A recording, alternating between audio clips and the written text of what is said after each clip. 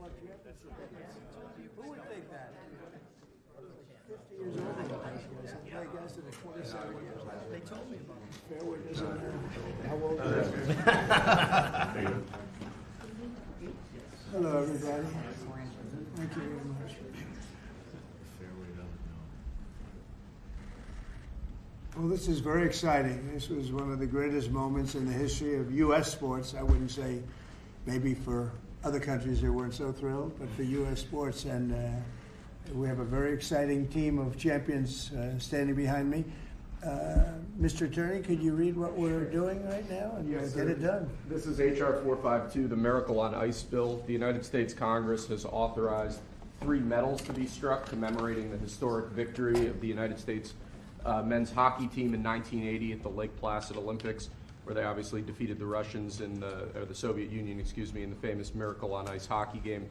This will serve as a fitting commemoration of that incredible achievement and will hopefully be a lasting memorial of that achievement going forward, sir. This was an amazing event. Pretty big, I mean, I don't know. There were some other upsets in the world. I haven't noticed them getting any of these, right? I think you're the only ones. That's great. Well, we don't use auto pens here. It's a great achievement. Okay, wait a minute. There you go, Mike. Take that. Thank you, sir.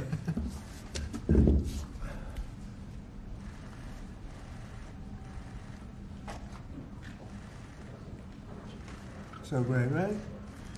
Most of these people are too young to remember that.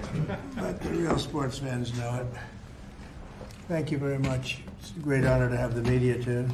We're delighted to be joined today by true legends of American sports history, the heroes for the entire nation, the 1980 U.S. Olympic ice hockey team. This was one of the biggest moments that I've ever seen in sports, and I like sports. These are the men who gave us one of the most storied athletic wins of all time. It's called the Miracle on Ice, and I guess that's what it was. We're with us today by players like Jim Gregg, Steve Janicek, Bill Baker, Dave Christian, Ken Morrow, Jack O'Callahan, Mike Ramsey, Neil Bratt, Mike Urizioni, Rob McClanahan, Buzz Schneider, Dave Silk, Phil Bercoda, and numerous others. And what I'd love to do, when you have all of these media people, it's a nice, slow afternoon. Nothing's too slow around here. I think we just did a very good job with Thailand and Cambodia. We had them stopped, and I've been saying I stopped 8 wars, but they started shooting at each other 2 days ago. Was it good? And we got it, I think, straightened out today. So Thailand and Cambodia is in good shape. So we get a lot done. 8 wars. Nobody's ever stopped 8 wars. We have 1 more to go. The easiest one, I thought, would be a country that you're somewhat familiar with, Russia and Ukraine. But a lot of progress is being made even there. Could I ask you to just say your name? And if you have anything to say, you could say that also. And then we'll get on with reading some of the stats. Yeah, my name is Ryan Suter. I'm here representing my dad, Bob, who passed away. It's a true honor for me to be a part of this, and thank these guys for allowing me to be a part of their team. And thank you for having this and hosting us. Your father was some player, incredible player. Did you ever play ice hockey? I did, yeah. How good was he compared to his father? I'm not answering. Mr. President, Ryan just played 21 years in the NHL. Wow. He played 1,500 games in the So, NHL. pretty comparable, though, right? Better? You think better? Yes. You can say he can. His dad was tougher. I've heard he might be. Dad was tougher, you're right. Dad was tougher, but he's But you got good genetics. You had a great career. How long did you play? I played 21 years. Wow. Yeah. Well, you look pretty good for a guy playing 21 years. It's a nice business. Congratulations, Thank and you. great father. Thank you very Great much. father. Please. I'm Taria Lewis, and I'm here representing my dad, Mark Pavlich. I'm so honored to be here. I'm at a loss for words, to be honest. Like, I can't believe this is real. And I want to say to you, President Trump, know so many people from Duluth, Minnesota that love you. And thank I you. just, yes, yeah, here, thank you for having us here. Thank you. So, yeah, And you had a great father, thank you so a much. great, great player. So amazing. Thank you very much, right? Very good. Very serious. Thank you very much. Thank you for being here. Please, go ahead. I'm Ken Morrow. An Yeah? honor to meet you, Mr. President. Yeah. What a great win for our country, and if people don't remember, that's where the USA chant started in Lake Placid. That's right. Yeah. I tried to take credit for that. you had to bring that up, didn't you? Well, that's the end of that. That's all right. Thank you very much. Hi, I'm Jim Craig, and it's an honor to be here. I'm so proud of all my teammates and what we were able to accomplish for our country. And when you get a chance to represent your country, whether it's in the military or a sport, and you do something really special like our team did and then be recognized many years later. So, Mr. President, I want to thank you for your courage that you show the country every single day. Thank you. And for making our country safe again. Thank you. Yeah, we're doing that. I appreciate that very much. I didn't know you were on that team. Was Cash? Was Cash on the team? I was the trainer. I was the trainer. Great. Thank you for being here. He's doing a great job, too. Thank you, Cash, very much. Buzz Schneider, Mr. President, thanks for having us here. Thanks, Congressman Stauber, for writing legislation with the least spot, and Tom Emmer. It's a privilege to be here, and we accomplished a wonderful thing, and I will say that I got 19 beautiful people I did it with. It was awesome. All That's good, true. solid people. Thank you. Thanks again. They are. So you have to be solid. Thank you. Please. Hi, I'm Neil Broughton from Minnesota. Thank you, Mr. Trump. It's an honor. You're celebrating us, and I can't believe I'm even here. It's an amazing office. It's unbelievable. Everybody that comes here, they can. The biggest people in the world, they come into this place and they go, wow, it's the Oval Office, most important office anywhere in the world, not even close. Thank you very much. Mr. President, Michael Ruzioni, on behalf of the team, we have a replica hat that we wore at the opening ceremonies in Lake Placid. Thank you. We'd like you to have that.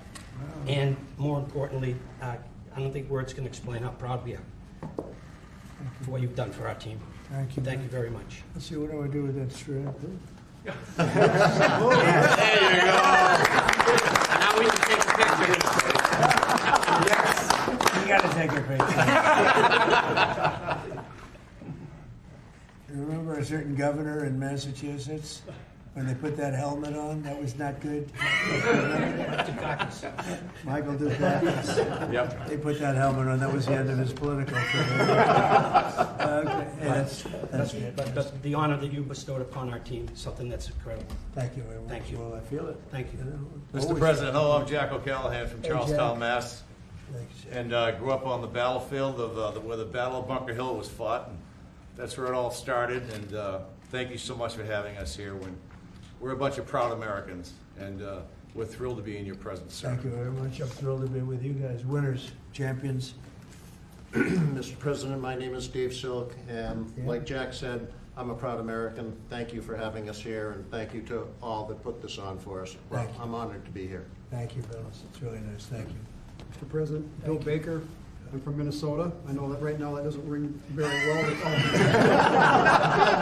Hopefully we can get that turned around. Do we have Somalians in the, any Somalians on the team? I don't think so. Ilyan Omar. The pride we felt in 1980 was Yeah. incredible, and we are starting to feel that again thanks to your leadership. Thank you very much. Well, you know, Minnesota's a great place, and this is a great leader right here from Sure is. Minnesota. He loves it. Not happy with what's going on up there, and I think you'll take care of that situation. We're all with you. With your help, thank you. No, you have my help. What's happening up there is a disgrace. It's a disgrace. Billions of dollars have been stolen. Billions sent back to Somalia. And Tom can solve that problem better than anybody. And you have the go-ahead, right? Yes, sir. Thank you very much. Thank you. What do you think of this team? This is the team that set the whole tone for this country back in 1980. It was the beginning of the great comeback, which, by the way, Donald J. Trump was the next beginning of the great comeback. So it's perfect that it's both you and this great team from 1980. Thank you, Tom. You're doing a fantastic job. Really a great leader. We appreciate it, friend. And Jackie is, have a great spouse. Remember, that's her favorite. That's right. That's true. That's what I heard. Yeah. And Elise, everybody knows Elise. She's doing phenomenally well. A really tremendous congresswoman, and she's running for a little position called Governor of New York, and she's got a hell of a shot at it. That's all I can see. I see polls that look very good, and we could use you in New York. She's got a little competition and with a very good Republican, but she's a great Republican. So we'll see what happens, but Elise is respected by everybody, and we appreciate it. Thank you so much, Mr. President. As the representative for Lake Placid, this is so meaningful to my constituents, and we are home of the Miracle on Ice, and it's wonderful to be here with these teammates who just stood so proudly for Team USA. Thank you. Thank you, Elise. Thank you. Please. My name is Dan Brooks. I'm the son of Coach Herb Brooks.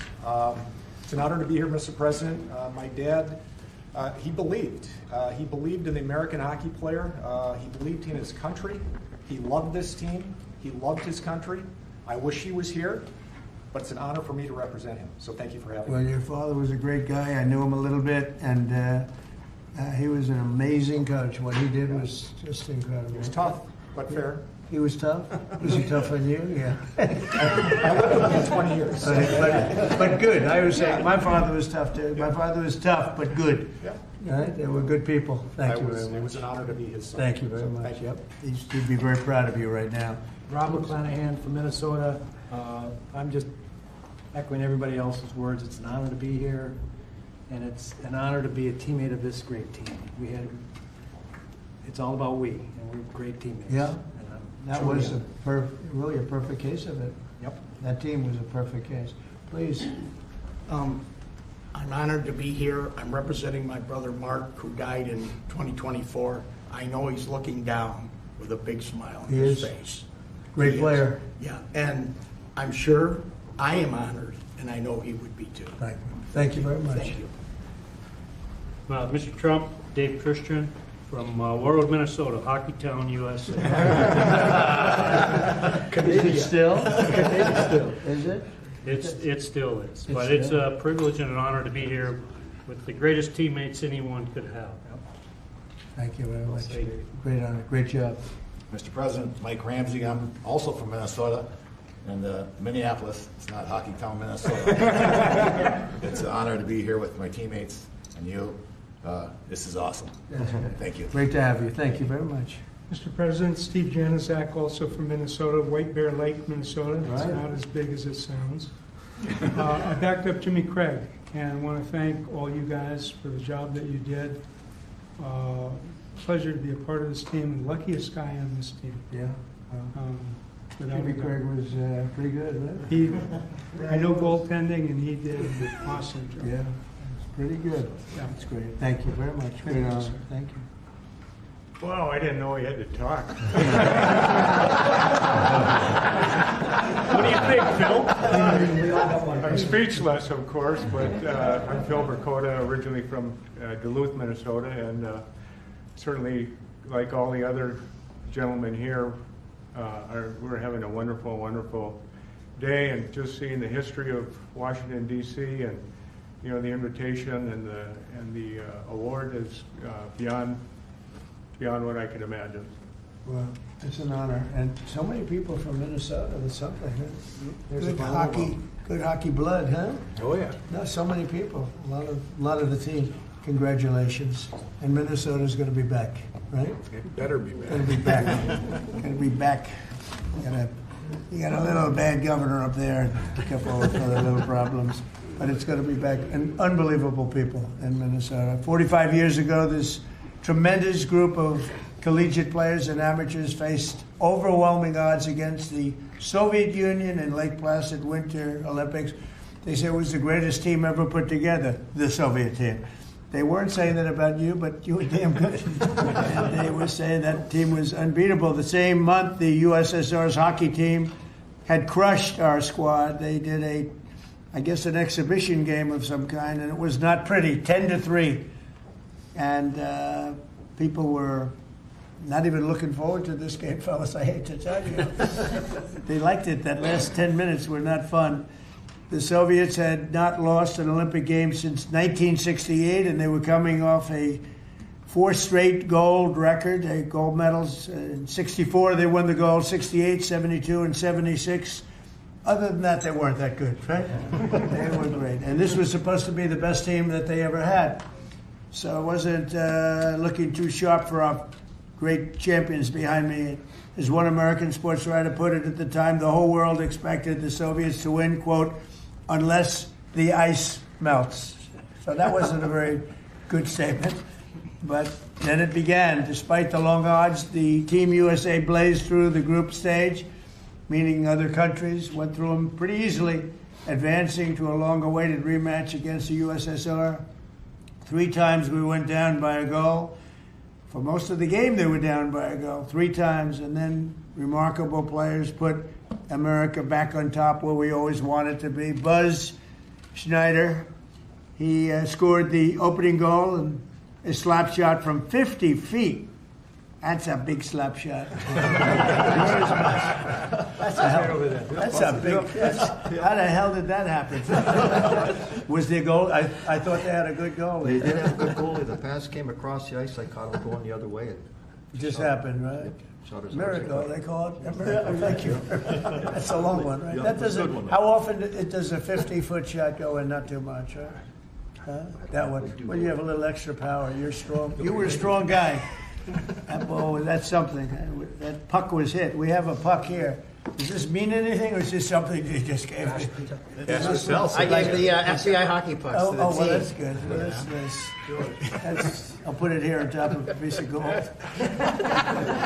In the second period, Jim Craig withstood a barrage of shots on goal and kept the dream alive. That's the guy, right?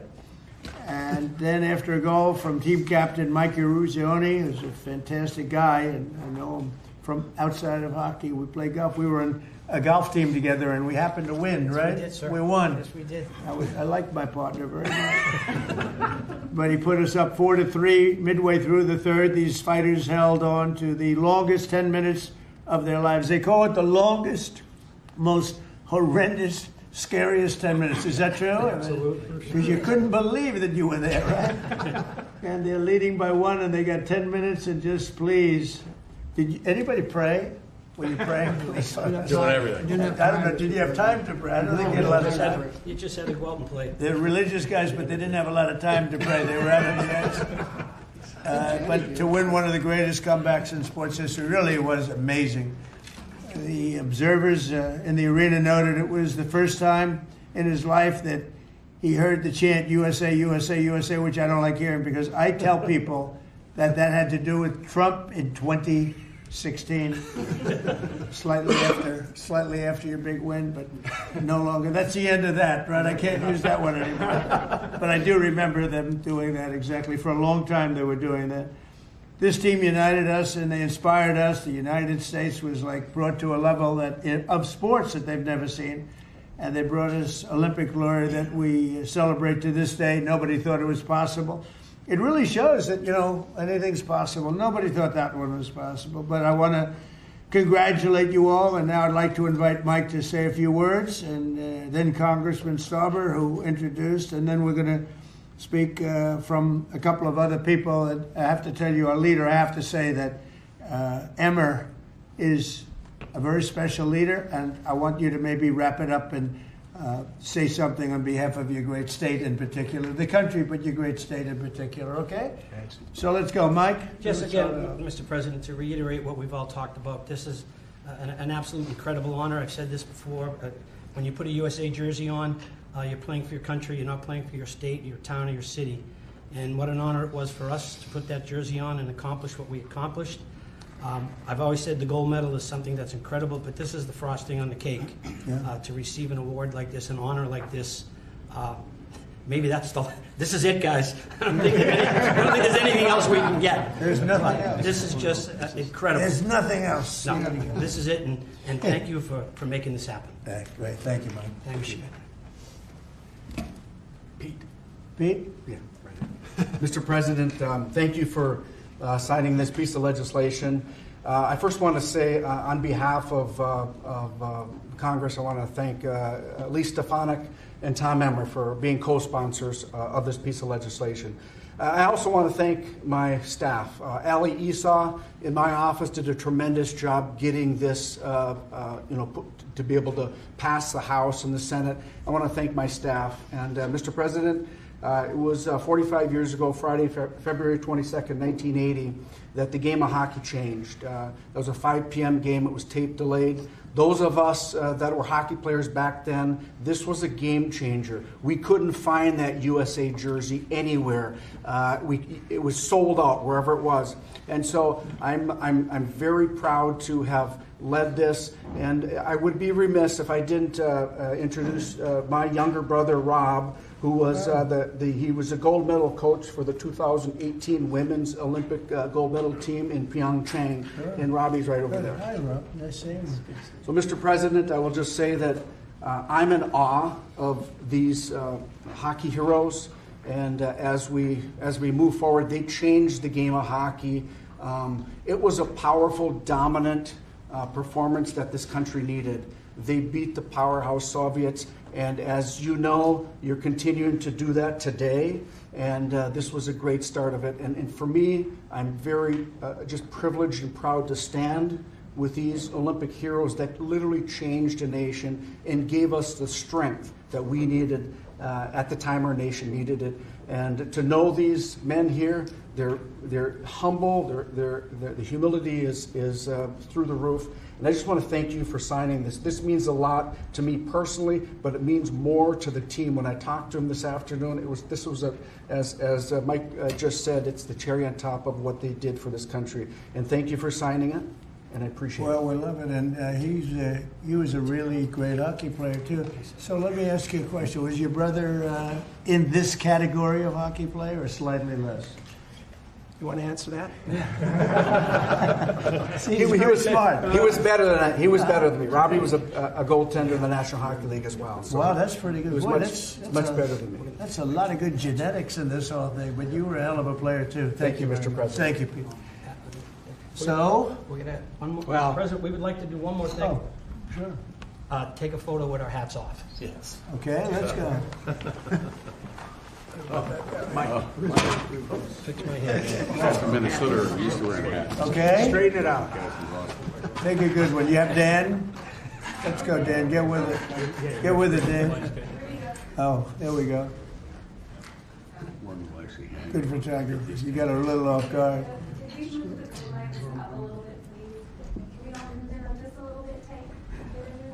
It's a good photo. Good idea. A little bit more. Yes, I feel.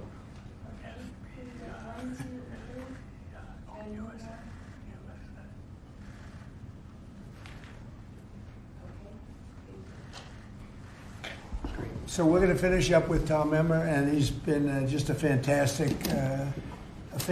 congressman, leader, person from Minnesota. Loves that state. Boy, do you love that state, and they love you equally as much. Please. Thank you, Mr. President. First, I got to thank Pete Stauber as he's talking about humility. Pete Stauber actually was in the White House as a national championship captain of a national championship hockey team back in the 1980s. Not bad. This runs in the blood in Minnesota.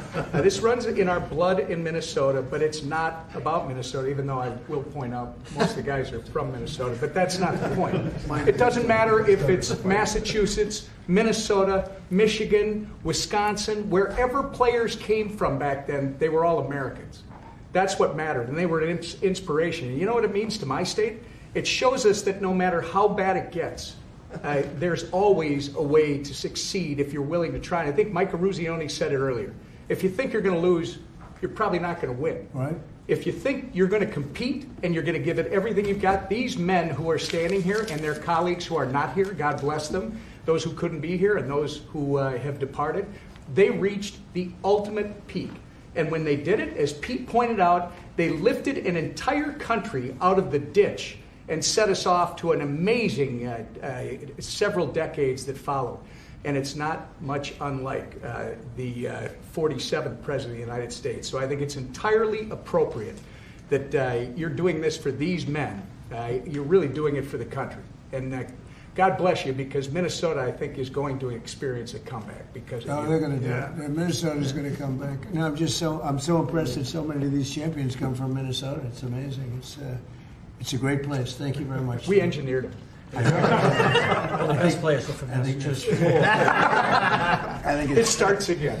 Well, thank you very much. Any questions for the? Let's go to the players first, if you could.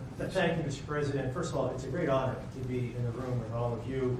I remember this game, and it had a huge impact on me. You're heroes of mine, and it's really an honor to be in this room.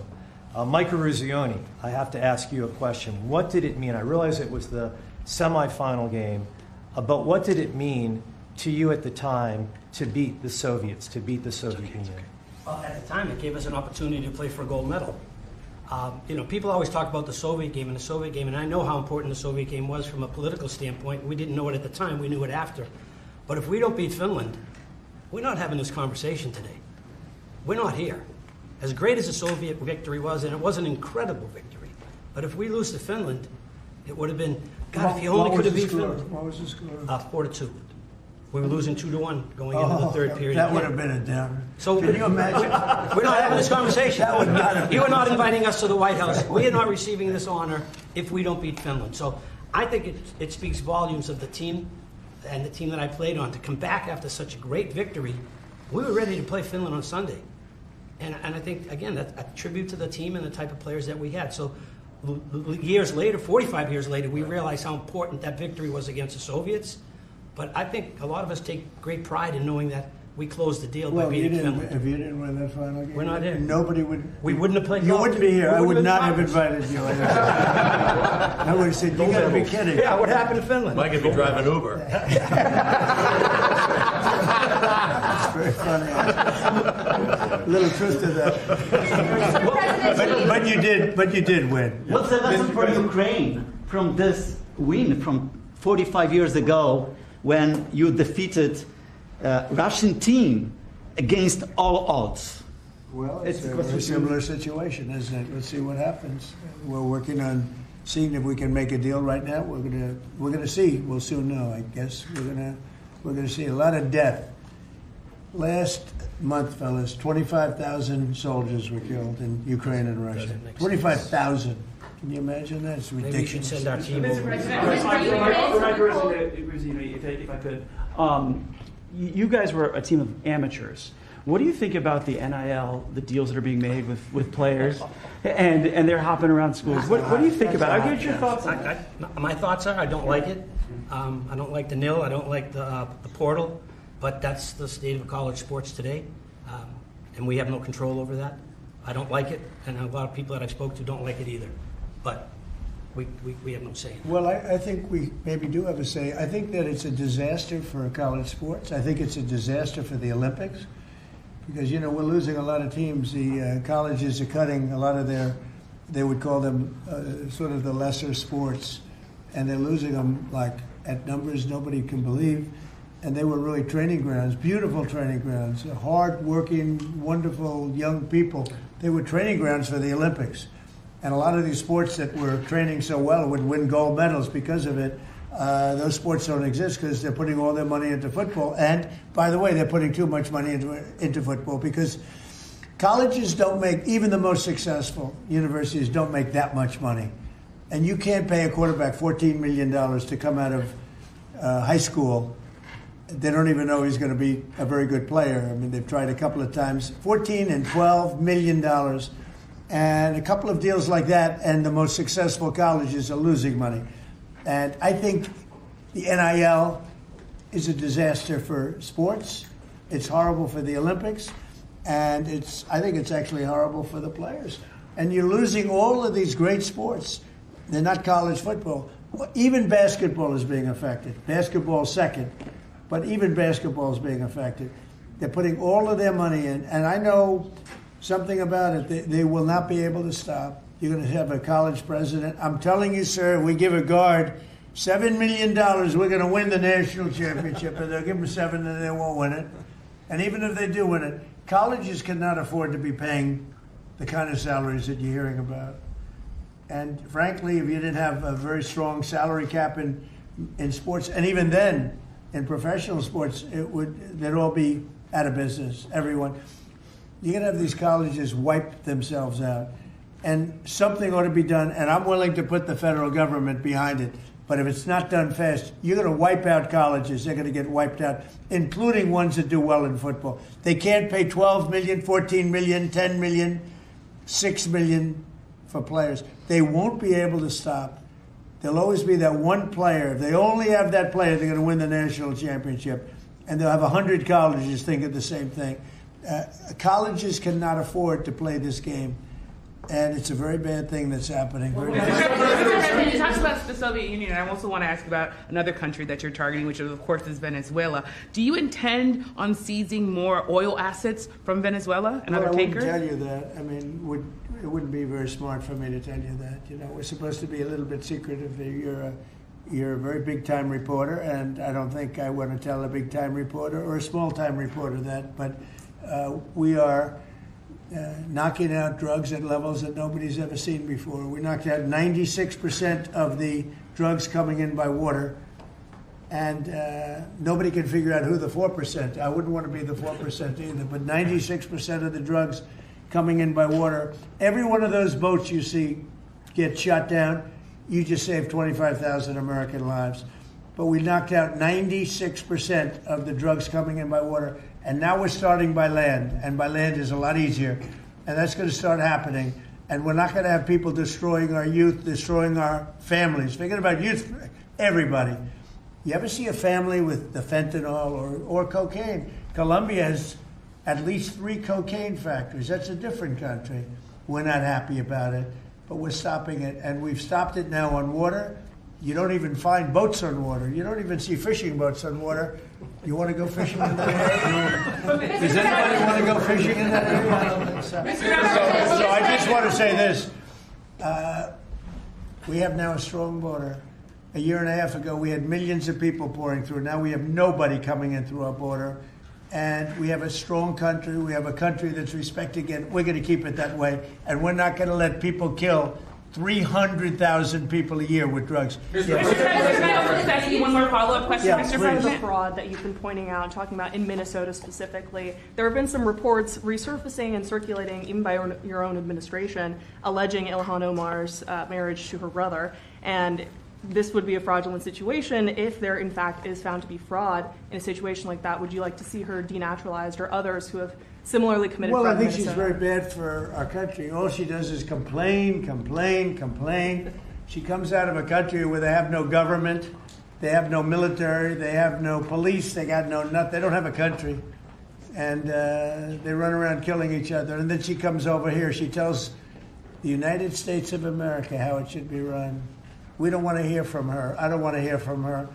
I don't want to speak for Emmer, but I don't think Emmer particularly wants to hear. But don't say it because I don't want to get you in trouble, okay? Just be nice and easy, all right? I'll do it for you, but that part I'll do. But I just want to say that there's nothing worse than a person that comes in and does nothing but bitch and comes from a place where she shouldn't be telling us what to do. She shouldn't be telling us, and everybody agrees with me. And what's happening in Minnesota with Somalia, where billions of dollars is being stolen, right, like candy from a baby, we're not going to let that go on. And it's too great a state to have that happening. And guys like Tom Emmer and others, Pete Stauber, guys like them, they're going to stop it. And they're going to be given the authority to stop it. Because this country is not going to put up with it anymore. On Venezuela, you talked about land strikes happening soon. Is there anything at this point that can prevent that? And is the objective, if you make that decision, well, I don't want to say that, but it's not only land strikes on Venezuela. It's land strikes on horrible people that are bringing in drugs and killing our people. You know, if we were in a war and we lost 300,000 people in a year, because that's what the real number is. It's not 100. You know, you keep hearing 100. And it's a lot worse than that because the families are devastated when they lose their child. If we were in a war and we lost 200,000 or 300,000, but I think it's more than 300,000, and that's a war that's like a war that would be unparalleled. Nobody's ever seen anything like that, and that's what's happening. So it doesn't necessarily have to be in Venezuela. It's people that are bringing in drugs to our country are targets. Mr. President, at the end of this year, those extended Obamacare subsidies expire. What's your message to those 24 million Americans who will see their insurance premiums go up? Don't make it sound so bad, because obviously you're a sycophant for Democrats. You're obviously a provider of bad news for Republicans. Let me just say something. The Republicans, I think I can speak for Tom and most other people. I think what most Republicans want to see is what I want to see. And I leave it to them, and hopefully they're going to put great legislation on this desk right here. We want to see all of the money that's been squandered and given to insurance companies, because Obamacare is horrible health insurance. It's far too expensive, and it always has been. But what it really is a way of making insurance companies rich. We want the money not to be paid at all to insurance companies. Insurance companies have gone up 1,700% over a short, meaning the stock, 1,700% over a short period of time. And they've taken in hundreds of billions and even trillions of dollars. And we want the money to go to the people. They'll go in the form of a insurance account, healthcare account, or any other form that we can create. We have a lot of different forms. We want to give the money to the people and let the people buy their own great health care. And they'll save a lot of money, and it'll be great. Now, the problem we have is that the Republicans are not at all controlled by the insurance companies. But you know who is? The Democrats. The Democrats have received hundreds of millions of dollars. They're totally controlled by the insurance companies. So we might not get too many of their votes. But I actually think we'd get some Democrat votes. So I don't know how you feel about it, Tom, but everybody wants to see this happen. Everybody. I put it out, and all of a sudden we've taken over in a positive way. The Republicans have taken over health care in a positive way. I want to see the billions of dollars go to the people, not to the insurance companies. And I want to see the people go out and buy themselves great health care. Much better health care at very little cost. That's what I want. And it's so simple. Mr. President, thank you. A follow-up on that. Many congressional Republicans have said they won't vote for an Obamacare extension deal if it includes funding for abortion. Would you assure those Republicans that you will not propose? Well, we're going to look into it. We're going to look into a lot of things. That's one of many factors. But what we do want to see is we want to see the money go to the people, not to the insurance companies. No, wait. You have to be nice and easy. Nice and easy. She's very aggressive. Okay, please. Thanks, Mr. President. Can you tell us how this free economic zone would work in the Donbass and in land that the Russians took by force? Well, I don't want to do that now. It's a very complex situation, but it would work, and a lot of people want to see it work. And all I want to do is I want to stop the death of 25,000 people a month. Go ahead. Thank you, Mr. President. There were new Epstein photos released today showing you and also Bill Clinton, Steve Bannon. What were your reaction to those new photos that were released Well, today? I haven't seen it, but I mean, everybody knew this man. He was all over Palm Beach. He has photos with everybody. I mean, almost there are hundreds and hundreds of people that have photos with him. So that's no big deal. I know nothing about it. How big a role do you want to personally play in the decision by the Fed on interest rates? Well, I've made a lot of money. I've been very successful, and I think my role should be at least that of recommending. They don't have to follow what I say, but we're going to be choosing a new Fed person in the pretty near future. But they went out, they went out with 71 different people, all economists and Trump. I was 71. And of the 71 people, I got it right, and one other person, I think from the Wharton School of Finance, my alma mater, got it right. There were two people that got it right out of 7, but I was one of them. So I think I certainly should have a role in talking to whoever the head of the Fed is, or the Fed. I don't think that, in the old days that used to happen. Nowadays it's sort of, they think it shouldn't happen. But I've done great. I've made a lot of money. I've been very successful. I think my voice should be heard. But I'm not going to make the decision based on that. I'll be making a decision over the next few weeks. Thank you all very much. Thank you, Brett. Thank you, press. Let's go. Thank you. Thank you, press. Let's go. Head out. Thank you. Army, Navy, Everyone, if you join, Thank you, Press. Thank you, Press. Thank you, Press. Thank you. Thank you, Indiana. Thank you.